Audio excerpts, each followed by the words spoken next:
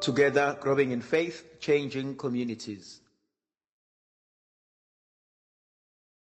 Ngigama likayise benendodana nomoya ocebileyo. Amen. Namhlanje ngifisa ukuba sibuke izwi lika uNkulunkulu, Luke chapter 15 from verses 17 to verse 24. The other time we were looking at the compassionate love of the Father, the merciful love of the Father, and what the Father does to his children. And today I would like us to ask a question: is there a room in my heart to forgive? Is there a room in my heart to forgive? But also, am I willing to ask for forgiveness? Am I willing to look into my life and to be honest with myself and to admit where I am wrong? And izwi lokuqala engifisa sihlale kulona, it's verse 17 in the Gospel of John chapter 15. Ngiqala uba siqale sifunde in verse 17. When he came to himself, when he came to his senses, the younger son said, "How many of my father's hired servants have more than enough bread, but I perish here with hunger?" Kuthe sekusile kuyona yathi bangaki abaqashwa bakababa abanokudla okuningi, kanti mina ngifa indlala lapha.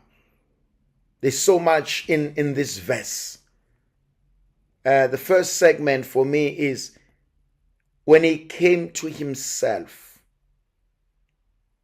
when he came to his senses, when the reality hit home.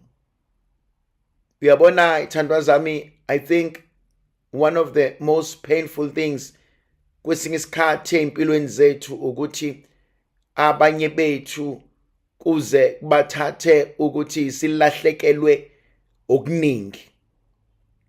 Abanye bethu kuze kuthathe ukuba silahlekelwe i-relationship that was very meaningful, and only when they are gone we realize ukuthi kahle kahle I was blessed by uNkulunkulu ngobukhona balomuntu.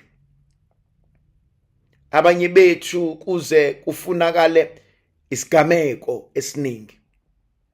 Uyabona, I often see, and it's sad when you realize someone has lost a parent, la umuntu realize khona ukuthi kahle kahle akekho umuntu who ever loved me more than my mother, more than my father, more than my grandmother, my grandfather, my aunt, my uncle.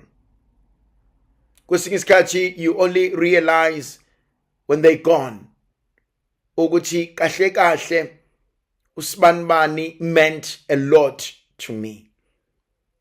And we realize sometimes when there are special occasions and when we are going through so much, and you'll often hear people, I wish heaven had visiting hours. I wish I could send a message or a phone call to heaven. And we realize ukuthi we are hurting. Ngoba kunabantu ebesibathanda abangasekho. Yes, kwesinye isikhathi bakhona baba nenhlanhla yokuthi ayingaze nelisa ngosibanibani. But very few people empilweni have that experience yokuthi I am happy usibanibani ngamthanda kwaze kwaba sekupheleni, and kwangasekho kunye engangamthanda ngakho ngase ngikwenze konke. Very few of us have that. I have a grandmother who died in 1995. and I still miss her. And she was everything to me. She brought me into the Catholic faith. If ever I see the power of a woman, she is that. She epitomizes that for me. And there are many other people in life who have similar experiences. And so, kuna lento eting mina, how long will it take for me to realize certain truths? Yini engmele yenzeke ukuze ngikwazi ukugwema ungalahlekelwa yinto ebalulekile. Kwesinye isikhathi emsebenzini kunabantu abayibukela phansi imisebenzi yabo. Kunabantu abaganga badlale ngemsebenzi yabo. Kunabantu abadlala with opportunities, presuming they will always be there. Kuthe sekusile, when he came to his senses, when he came to himself, then he realized that there was something wrong in his life. But also, I want to take this a little bit further. The ability to have an introspection, that is important. It is important to be able to sit down with myself. It is important to sit down with myself and to look at the decisions I have made and to ask myself important questions. When I made this decision, was I being selfish in any way? When I made this decision, did I intend to exclude certain people who should have benefited? When I made this decision, did I intend to harm or injure other people? It's important to be honest with oneself. Yabona, I think one of the sad things that we can do in our lives, it's when we lie to ourselves. When we lie to ourselves. We need to be honest with ourselves. And realize that in as much as I have done this, this was the intention. Now, what are the consequences of my actions? Khona abantu abathi I mina ngisoze ngaxolisa. I will never beg. I will never apologize. I'll never go down on my knees. That's not life. That is not life. I think sometimes arrogance, it's the worst sin and hindrance to growth. I think when I refuse to acknowledge where I've gone wrong, when I refuse to acknowledge where I may have harmed and hurt other people, I think there's something wrong there.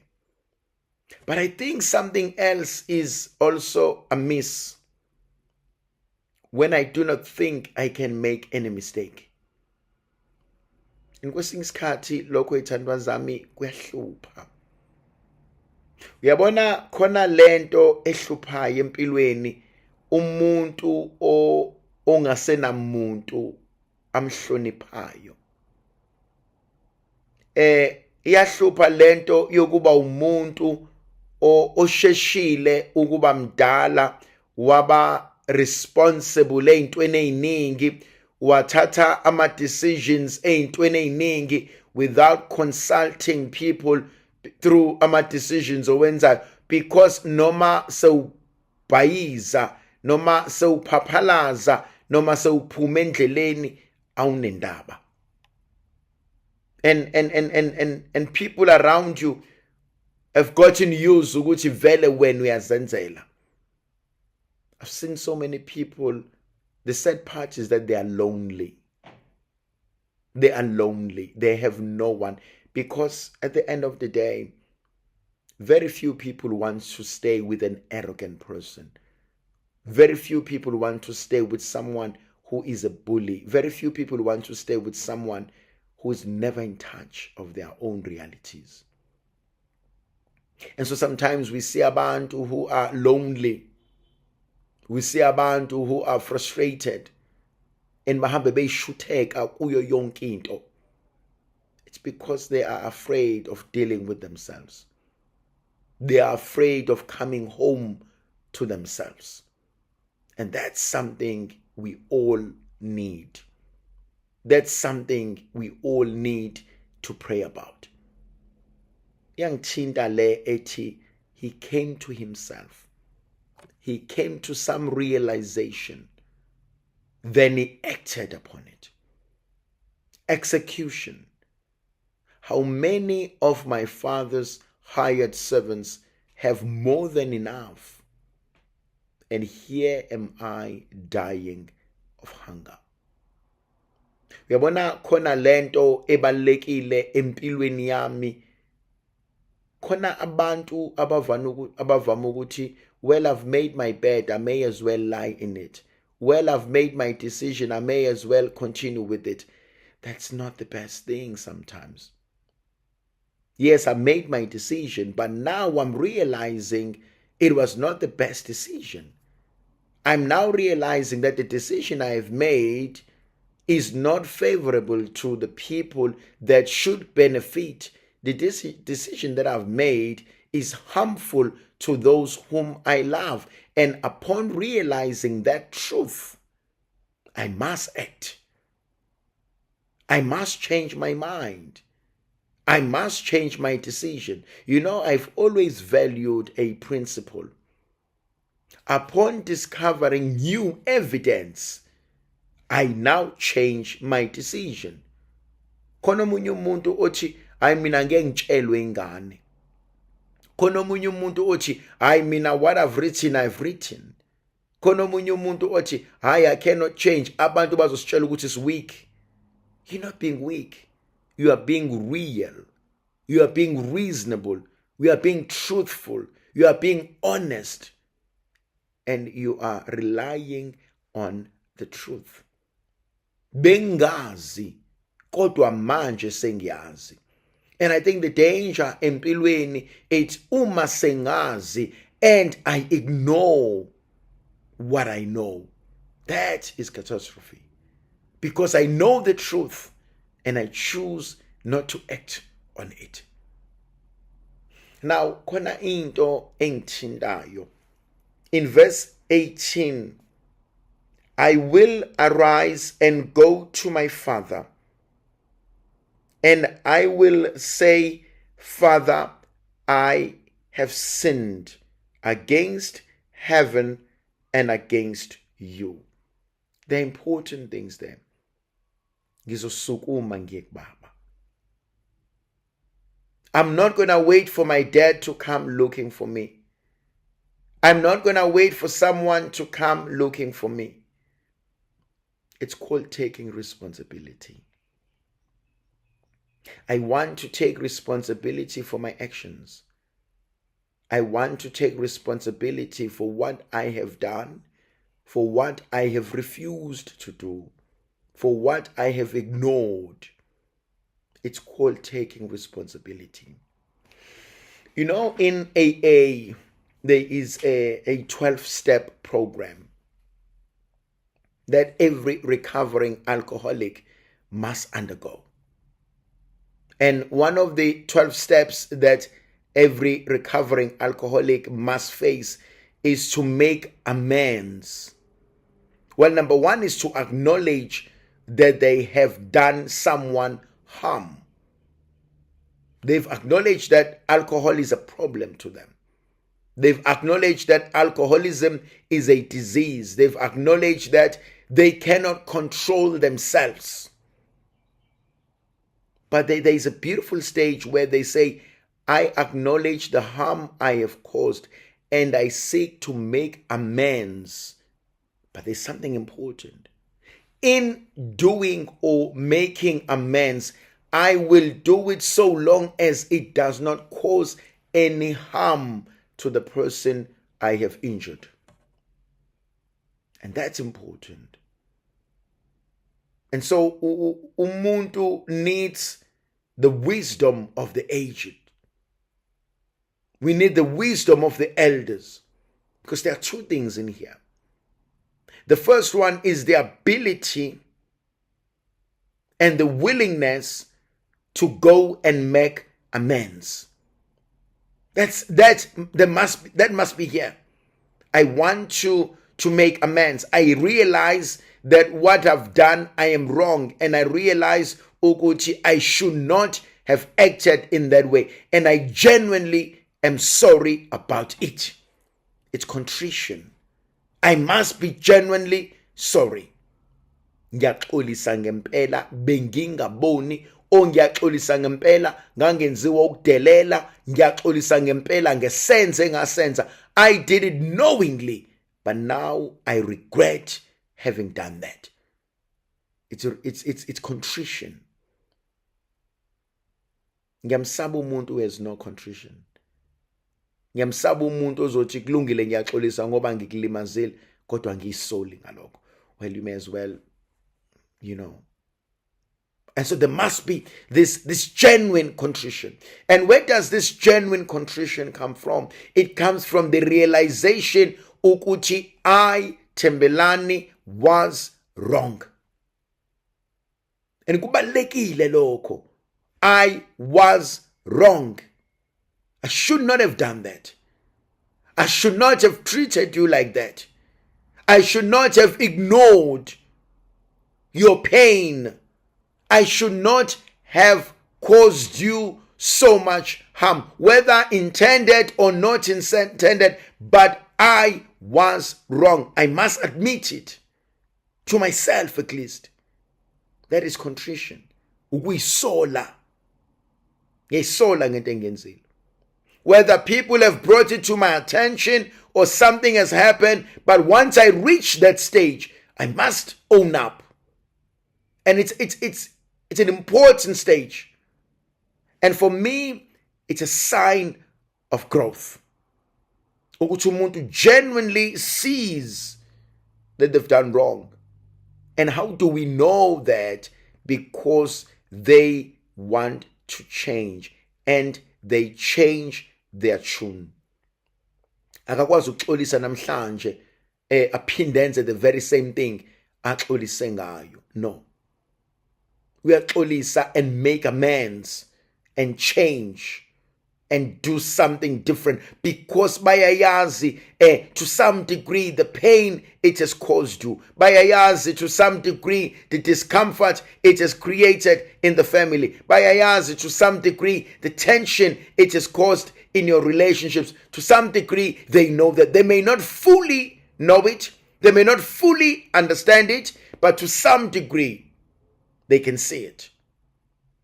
And hence there's this alignment in their hearts. I am sorry. I shouldn't have done that. Then there's something else they must do, is to make amends whenever possible without causing any harm. Angikwazi ukutshontsha imoto yakho bese ngiyabuya ngize kuwena ngithi I'm sorry mfethu ngitshontshe imoto yakho ngiqhubeke ngidrive. No. Kumele ngiyibuyisele kuwena. I must make amends whenever possible, and in doing so, if it's not going to harm someone else.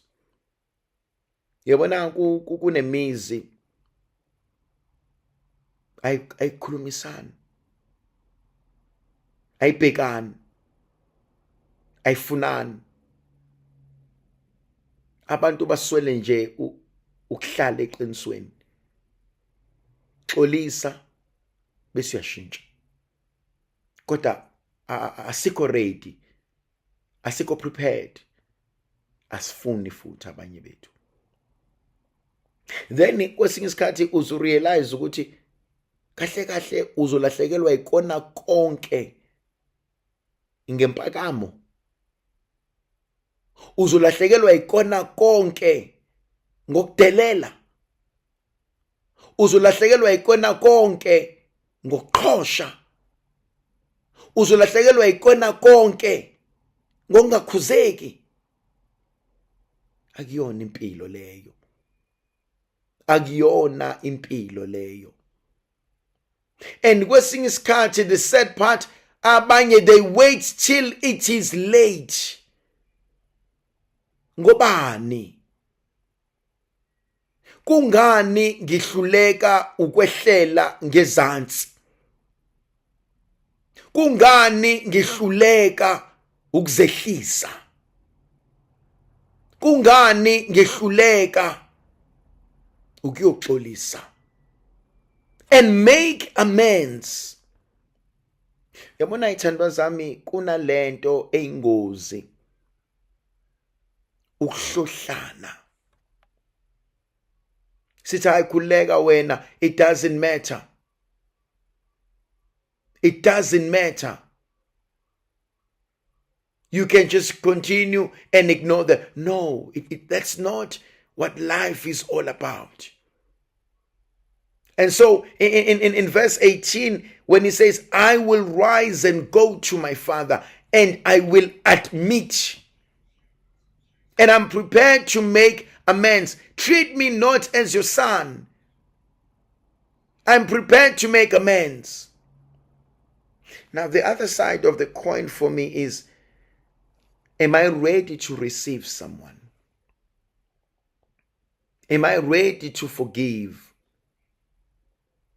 Am I ready to make amends? Am I ready to restore relationships? Yes, angiphika abanye bathe ngikhathele mina uSibani kade ayingila. Hey mina kade ngangimxolele uSibani angikuphiki. That's all true. Now I'm fascinated when Peter goes to Jesus and he says, how many times must I forgive my brother?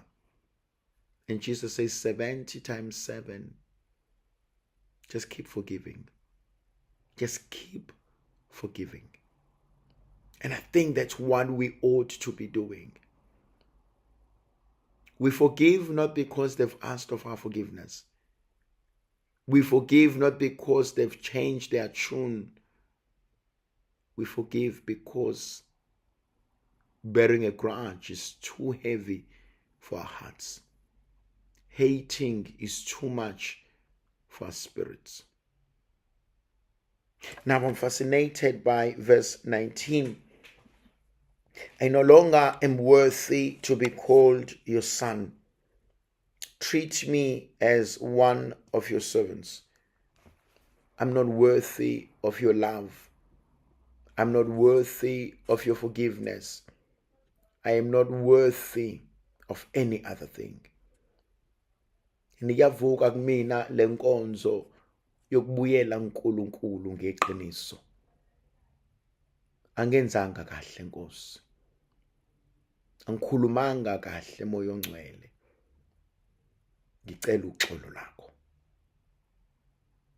Khona lenkonzo engiyithandayo, inkonzo kuyovuma izono. Ngiyavuma uNkulunkulu umnini mandla onke. Nakuwe mpriest ombambeleyo ukuthi ngizenzile lezi zono. Ngiyavuma ukuthi ngizenzile. Angisho ukuthi ngibhecwe ngazo, angisho ukuthi bathi no, mina Thembelani ngiyavuma ukuthi ngizenzile. ngiyayisola ngazo. Ngiyawuthanda lo mkhuleko oJesu omuhle othandekayo, ngiyadabuka impela ngoba ngonile. Ngiyancenga ukuba ungithethelele. Ngiyawuthanda lo mkhuleko ukuthi inkosi engikwenzile kuwena kubi kulihlazo, kulichilo, ngamandla akho nangegrasiya lakho ngisize ngingaphinde ngikone futhi, ngoba isono sami sihlubule ubudlelwano obuhle phakathi kwami nawe. The acknowledgement, sometimes sithandwa zami, omunye umuntu uyayathi yazi the problem yethu la ukuthi usibanibani is in denial. And I look at myself and I say, I don't ever want to be in denial in the presence of God. I need to always be honest with myself and uNkulunkulu ukuthi Nkosi, la I did you dirty. I am sorry. This was never what I should have done. And kwesinye isikhathi ngone ngibona, kodwa ngenxa yobuntu bami nobuthakathaka bami ngiyaxolisa. Ngiyithanda indlela abuyela kuyona kubaba wakhe. And kwesinye isikhathi ngiyaye ngithi mina, yes, singahlala endlini eyodwa singakhulumisana, kodwa bekubalekile ukwehlela ngezansi. Bekubalekile futhi nokubuya ngithi ngiyaxolisa ma, ngiyaxolisa baba wami. Kahle kahle njengengane angikwazi ukuhlala iminyaka emingaka ngakukhulumisa emzini wakho. Angikwazi futhi nokuphuma umuzi wami ngithi mina nginendaba ngizohamba ngoqasha ngihlale kwenye indawo kodwa ngeke ngimkhulumise. Thandwa zami, I'm not denying ukuthi there are some complicated relationships between parents and children, but I don't think it is justifiable for ukuthi bangakhulumisani. I don't think it is justifiable ukuthi bazondane to that degree yokuthi abasangcwabani, abasafunani. Kumina it always goes back ukuthi abazali bami ngabaphiwa uNkulunkulu, bayisipho esivela kuNkulunkulu. It always goes back to me ukuthi abantu abami bayisipho esivela kuNkulunkulu. Hence, I always say you can never say I've got a former mom, an ex-mom, an ex-father, an ex-daughter, an ex-son. It doesn't exist. That's my ex-sister, my ex-brother. It doesn't exist. Because I am bound by blood. I am bound by God's providence. Wengeka lenza iphutha uNkulunkulu. Yes, sixabanile, yes, asikhulumisani, yes, asibhekani, yes, asinjanjani, kodwa angikwazi ukukuhlinela ngingakukhulumisi, ngikuzonde, ngingafuneli lutho ngawe. Asihlanganiswanga ukuhlakanipha nokwazi nokuqonda kwethu, sahlanganiswa uNkulunkulu. Mhlawumbe into engishaya kakhulu ukuthi angikwazi ukwenza lokho and still say ngingumntwana kaNkulunkulu, ngoba ayihambisani nobuNkulunkulu leyo nto, ayihambisani nobungcwele leyo nto.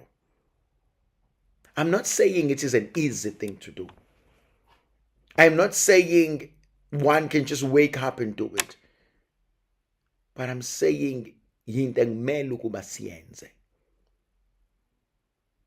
Uzothina uNkulunkulu. Khona into engihlezi ngiyibuka, mathi uNkulunkulu uyangikhumbula kunabantu engibazonda, engibanyanya, engabakhulumisi, mase sifika ngale emndenini ngothini. Hayi usibani wangila wenza ukuthi nokuthi nokuthi. Maybe ithandwa zami mina into ebuye ngishaye ukuthi I look at them and I say, but I mean, whatever they've done, they're not worse than me. Nami, I have my own flaws. nami nginamaphutha ami njengomuntu. And so makuthiwa ngihlala phezu kwamaphutha abo, ngifuna ukwenzani? Ukugqiba awami. Mangihlala phezu komonakala abawenzile, ngifuna ukwenzani? Ukugqiba owenziwe yimi. Mangihlala phezu kwazo zonke izinto ezimbi, pho ngenze njani? Ngifihle lokhu? Angikwazi ukwenza lokho. And so kubalekile kumina ukurealize ukuthi yes, bonile, nami ngonile. Ingakho kubalekile ukuba nale nkonzo yokwehlela ngezansi. Genuinely ngixolise. You know, kwesinye isikhathi abanye bethu bebeswela ukuthatha ama-phones abo. Ngibhala imessage ngithi kulonyaka omusha angithandi ukuthi siqhubeke sixabane kanje. Kulonyaka omusha ngicela ukuxolisa. Ngicela siqhubekele phambili nempilo. Kulonyaka omusha ngiyacela sibonane ngize ekhaya, uze ekhaya nawe. Kulonyaka omusha asingaqhubeki senze nje. Yabona ithandwa zami, kunabantwana who are deprived of ama relationships nogogo nomkhulu because mina I'm so angry at my mother and father.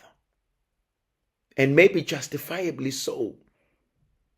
Bangila. Kodwa njengobani ongenasono. Yabona khona into eshiwo uNkulunkulu uma ethi ongenasono phakathi kwenu. Ongenasici phakathi kwenu. Ongenasono phansi komthunzi welanga. Then lowo muntu unalo igunya lokuba aphatheke kabi, adinwe, ahline, azonde. Ngoba lowo muntu akanasono.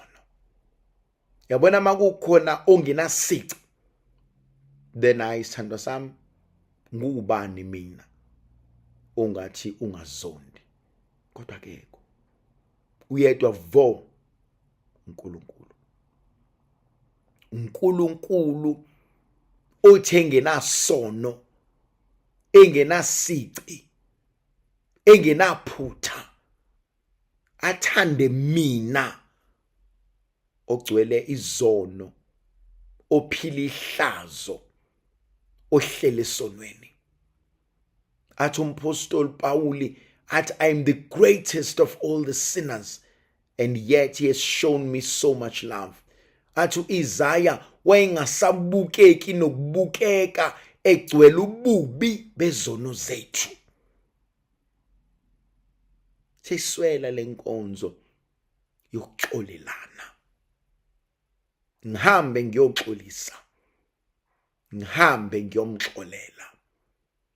In verse 20, there's something interesting. And he arose and came to his father. But while he was still a long way off, his father saw him and felt compassion and ran and embraced him and kissed him. And the son said to him, Father, I have sinned against heaven and against you.